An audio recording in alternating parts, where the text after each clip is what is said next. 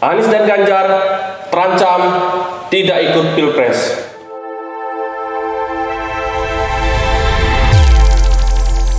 Teman-teman Citra Indonesia, kami jamin Anda menang. Pak Yanto, terkait dengan yang marak sekarang ini Pak, yaitu Bapak Anies Baswedan dan Bapak Ganjar Pranowo Pak, apa benar Pak beliau berdua ini terancam tidak ikut Pilpres Pak? Ya, itu benar sekali Mas Yuki, karena bukan apa-apa, kita perlu juga mengingatkan kepada para pendukung dua tokoh ini bahwa tokoh yang mereka anggap layak atau sangat pantas untuk memimpin Indonesia ke depan sebenarnya belum ada jaminan untuk ikut kontestasi. Dalam kontestasi Pilpres itu, gelanggang Pilpres itu akan muncul calon-calon yang mendapat rekomendasi parpol. Nah, pertanyaannya adalah parpol mana yang sudah mendukung Anies Baswedan dan parpol mana yang sudah mendukung Ganjar Pranowo. Anies Baswedan selama ini kita tahu beliau adalah non parpol, tokoh yang sangat populer tapi parpolnya nggak ada. Kemudian juga Ganjar Pranowo, tokoh yang sekarang ini secara survei popularitasnya naik, pendukung relawannya juga semakin banyak. Cuma kan Ganjar adalah tokoh PDIP, itu kader PDIP yang punya persoalan dengan partainya sendiri, karena partai PDIP itu sedang mempertimbangkan juga kandidat-kandidat yang lain. Nah, ini persoalan buat dua tokoh ini, Anies Baswedan dan Ganjar Pranowo, apabila dia ingin mencalonkan diri sebagai Presiden Republik Indonesia. Jadi saya harap para pendukungnya menyadari bahwa ini bukan persoalan mereka bakal dipilih, pasti terpilih, banyak suara yang akan mendukung mereka. Pastikan dulu tiketnya ada tidak. Karena ini yang paling penting dari sebuah kontestasi Pilpres. Kalau gagal mendapat pencalonan, kalau gagal mendapat tiket dukungan partai, ya mereka tidak bisa dapat apa-apa. Pak, terkait dengan Pak Anies dan Pak Ganjar Pranowo Pak, bukannya kita lihat saat ini eksistensi mereka sudah membooming gitu Pak, dari segi survei, kemudian dari segi mereka ke lapangannya, bukan udah terlihat mereka udah nge-booming gitu Pak? Ya, itu benar Mas Yuki. Saya melihat bahwa baik tim Anies maupun timnya Ganjar itu seakan-akan ingin mengcopy paste gerakan yang dilakukan oleh Joko Widodo dulu. Bagaimana waktu itu Jokowi melejit popularitasnya sehingga waktu itu Jokowi dibandingkan tokoh-tokoh yang lain begitu comblang. Pak Jokowi terlalu tinggi gitu, sehingga parpol-parpol ini tidak punya pilihan lain. Kalau mau menang dukung Jokowi gitu. Nah, ini yang coba dilakukan oleh para pendukung Anies maupun para pendukung Ganjar. Cuma masalahnya voucher itu, platform atau skema itu, skema yang sudah dipakai Jokowi itu tidak mudah untuk diikuti oleh tokoh-tokoh lain. Jadi janganlah berharap bahwa mengikuti jejak Joko Widodo itu semudah seperti yang dilakukan oleh Jokowi kemarin. Para pendukung itu harus melihat tentang momentum.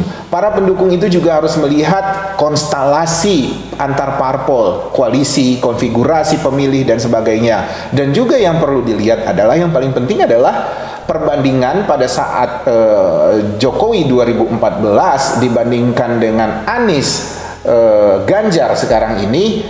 Waktu itu 2014, untuk Pilpres 2014, secara relatif parpol-parpol tidak banyak pilihan terhadap tokoh maupun kader-kader mereka sendiri, sehingga untuk melihat alternatif keluar itu mungkin, dan kemungkinan itu terlihat tersibak, terkuak ketika mereka melihat popularitas Jokowi yang seperti tidak bisa dihentikan lagi. Nah, dinamika itu saya katakan belum terjadi hari ini. Jadi kalau mereka ingin mengcopy paste apa yang sudah dilakukan oleh Jokowi, saya rasa ini masih terlalu jauh, masih berupa angan-angan, dan saya bisa mengatakan ini cuma mimpi. Apalagi yang saya dengar misalnya ada gerakan Anies Gatot. Ini dua-duanya orang tidak bertiket. Bagaimana ingin berharap Anies, Gatot bisa mentas kemudian terpilih hanya berdasarkan doa. Yang harus realistis hari ini adalah bagaimana mereka mendapat dukungan parpol, tiketnya gimana. Nah, parpol itu kan yang sudah relatif aman hanya PDIP untuk mencalonkan sepasang calon presiden. Gerindra harus berkoalisi, Golkar harus berkoalisi, apalagi partai-partai di luar itu, mereka harus berkoalisi 3 partai minimal. Meyakinkan, menjahit, merangkul untuk menyatukan beberapa parpol untuk mencukupkan tiket jadi satu pasangan calon presiden itu tidak mudah, Mas Yuki. Tidak bisa main ancam misalnya, oh enggak ini kandidat kita popularitasnya tinggi, enggak kandidat kita ini survei naik terus. Kalau mereka nggak mau kasih gimana? Sekarang parpol, ketum-ketum parpol itu menyadari bahwa tiket pencalonan itu mahal. Jadi tidak bisa hanya sekedar populer, diklaim dikehendaki masyarakat, tapi tidak bisa mengambil hati ketua umum ini. Karena ketika ketua umum partai politik besar di Indonesia bersepakat melakukan koalisi saja, selesai. Anies Ganjar tidak akan bisa dapat apa-apa. Pak, bukannya kita ketahui bersama Pak, kayak seorang Pak Anies dan Pak Ganjar Pak, bukannya partai-partai di Indonesia Pak, partai A, B, C, dan C, dan D sudah melirik beliau berdua ini Pak? Ya, itu kan isu saja gitu. Ya, saya dengar sih ada partai A sedang intens mendekati Ganjar, partai B sedang sudah intens mendekati Anies gitu. Tapi partai ini tetap bukan partai yang full bisa menghantarkan satu calon presiden, satu pasangan presiden. Mereka masih butuh berkoalisi. Artinya kan ketua umum parpol ini masih harus bekerja keras meyakinkan parpol lain untuk bergabung dengan koalisi mereka. Bayarannya apa? Kompensasinya apa? Nah, ini tidak sesederhana yang dibayangkan oleh para pendukungnya. Itu semua yang dilakukan, maksudnya penjajakan, yang dilakukan pendekatan, silaturahmi yang dilakukan oleh para ketua umum parpol ini, itu sangat mungkin. Tapi yang ingin saya ingatkan di sini adalah para pendukung Anies, para pendukung Ganjar itu menyadari bahwa persoalan hari ini yang paling penting adalah tiket. Popularitas itu tidak bisa disebandingkan di zaman Jokowi dulu, itu yang sudah jelas. Nah, dari Anies, Ganjar, relatif justru yang lebih safe adalah AHY, dia punya partai, Muhaimin Iskandar dia punya partai. Bergaining position mereka untuk mentas dicalonkan sebagai wakil presiden misalnya, itu jauh lebih punya greget karena mereka punya partai. Nah, Anies dengan Ganjar mana tawaran itu? Tawarannya kan hanya mengklaim dapat dukungan, mengklaim dapat survei yang bagus, dan mengklaim banyak doa. Ini nggak bisa. Jadi harus realistis para pendukung Anies dan Ganjar ini. Pak, kita lihat Pak Ganjar dan Pak Anies Pak, selaku konsultan politik Pak Yanto, langkah-langkah apa sih Pak untuk pendukungnya, begitupun dengan Pak Anies sendiri ataupun Pak Ganjar sendiri Pak, seandainya beliau berdua ini tidak ikut dalam pilpres, nah bagaimana Pak biar masuk ke dalam pilpres itu Pak, langkah-langkah awalnya Pak? Langkah-langkah bagi saya sih yang sudah dilakukan ini sudah benar, mengerek popularitas, menarik simpati masyarakat. Tapi harus semuanya disadari bahwa lobby-lobby pada parpol itu jauh lebih penting mereka lakukan hari ini. Bagi saya yang namanya Anies Baswedan, Ganjar Pranowo itu tidak bisa dibantah lagi, popularitas mereka itu sudah lebih dari cukup untuk dianggap sebagai salah satu calon presiden. Nah, tinggal bagaimana ketua umum parpol yang memegang tiket itu atau sobekan-sobekan tiket itu untuk bisa disatukan, itu yang harus menjadi perhatian. Jangan sampai pendukung mereka ini, pendukung Anies, pendukung Ganjar, pendukung Gatot sudah hingar-bingar, sudah berdoa-doa, sudah berharap-harap, tapi di mata ketua umum parpol, gerakan mereka ini malah menjijikkan di mata mereka, seolah-olah mau mengancam, seolah-olah mau mendesak, seolah-olah ingin menyudutkan ketua umum parpol untuk memilih mereka, untuk merangkul mereka. Saya rasa tidak sesederhana di zaman 2014 kemarin. Nah, ini yang harus dilakukan secara hati-hati oleh para relawan, para pendukung maupun tim sukses dari Anies Baswedan maupun Ganjar Pranowo. Ini harus dicermati betul-betul. Rakyat harus menyadari bahwa Anies, Ganjar, Gatot itu belum bisa dikatakan aman sampai hari ini untuk menjadi calon presiden karena tiket belum mereka pegang. Apakah komunikasi beliau berdua ini kurang, Pak? Atau memang dilihat dari pendukung mereka yang terlalu berlebihan gitu, Pak? Kalau komunikasi di tingkat elit, saya rasa sudah mereka lakukan. Memang dilakukannya diam-diam, sembunyi-sembunyi, lewat belakang, silaturahmi, meminimalisir untuk mendapat sorotan publik segala macam. Saya yakin itu sudah dilakukan. Penjajakan, kocok-kocok kiri kanan untuk meyakinkan bahwa si A pantas berpasangan dengan si B, si D pantas berpasangan dengan si D, si C, dan seterusnya pasti sudah dilakukan. Cuma yang harus dilakukan oleh mereka hari ini adalah mereka harus lebih jelas bersikap, ideologi mereka apa, komitmen mereka apa, sehingga ketua umum parpol ini juga bisa memutuskan bahwa mereka memang layak untuk kita usung.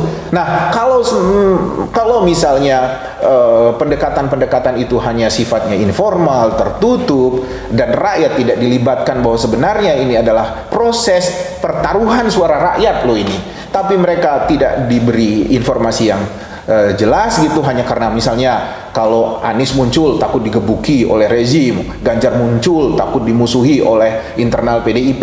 Bagi saya ini bagian dari perjuangan. Bersikaplah yang lebih jelas, lebih lugas, lebih clear, sehingga rakyat bisa mengatakan, oh ini loh bedanya Pak Anies, oh ini bedanya Pak Ganjar, oh ini bedanya Pak Gatot, ini bedanya AHY. Semua itu bisa memberikan semangat pada rakyat untuk mengatakan bahwa saya memilih si A karena saya yakin komitmennya dan Indonesia ke depan akan seperti ini, seperti ini, seperti ini.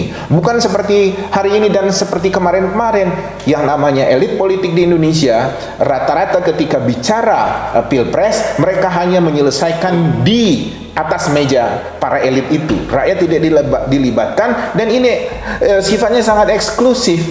Sehingga nanti yang dimunculkan bisa jadi adalah tokoh-tokoh atau pasangan yang bukan betul-betul kehendak rakyat. Jadi cobalah, saya berharap kalau ingin mendapat dukungan yang lebih jelas, mereka juga harus lebih jelas menunjukkan perjuangan mereka kepada rakyat maupun juga pendekatan mereka pada parpol A, B, atau C ini. Karena kan kita bisa lihat bahwa kecenderungan paradigma atau warna dari parpol A berbeda dengan parpol B, parpol C, dan di situ kan rakyat bisa menilai gitu, Mas Yuki. Pak, terkait dengan pencalonan presiden maupun wakil, Pak, sosok seorang Pak Anies Baswedan dan Pak Ganjar Pranowo, Pak, sementara kan Pak ini akan dikotak-kotakan, Pak. Nah, untuk kedepannya, Pak, Bapak selaku konsultan politik, Pak, apakah beliau dua ini Pak, layak di RI 1 ataupun di RI 2, Pak? Bagaimana menurut pandangan Bapak? Kalau saya sih tidak tidak terlalu peduli yang mana itu RI 1, RI 2. Saya hanya pengen peduli janji mereka gitu. Pernyataan tegas mereka kepada rakyat bahwa mereka akan melakukan tindakan A, B, dan C. Sejauh ini kan misalnya bicara tentang hutang luar negeri, janji-janji saat Pilpres luar biasa. Bicara tentang penegakan kasus-kasus HAM itu janjinya luar biasa, tapi nyatanya ketika mereka terpilih sama aja tuh memilih kabinet dari kalangan profesional ya. Tapi lihat aja kabinet kita masih seperti ini aja, malah kedodoran semuanya. Jadi saya pikir janji ini harus dipertegas dan rakyat meminta mereka menandatangani secara tertulis kalau perlu, agar kita nggak berharap sama pepesan kosong lagi, Mas Yuki. Oh, jadi untuk RI 1 dan RI 2, Pak, belum terbentuk, Pak, ya, untuk Pak Ganis dan Pak Ganjar gitu, Pak, ya? Ya, siapa sajalah. Kalau citra Indonesia kan mendukung suara rakyat aja, Mas Yuki. Kita nggak terlalu pusing apakah Pak Anies atau Pak Ganjar atau Mbak Puan atau Mas AHY atau Pak Gatot, kita nggak terlalu pusing. Yang kita kritisi adalah bagaimana cara mereka berjuang. Itu yang perlu kita kritisi buat citra Indonesia, Mas Yuki. Terima kasih Pak Yato atas penjelasannya. Semoga Pak Anies dan Pak Ganjar Pranowo mudah-mudahan dapat perahu dan bisa berlayar di Pilpres di Indonesia ini. Oke teman-teman Citra Indonesia, demikianlah pembahasan kali ini terkait dengan apakah Pak Anies Baswedan dan Pak Ganjar Pranowo ikut dalam kontestan Pilpres di Indonesia ini. Teman-teman Citra Indonesia, jangan lupa kunjungi website kami di konsultanpolitik.com dan jangan lupa komen, like, and share.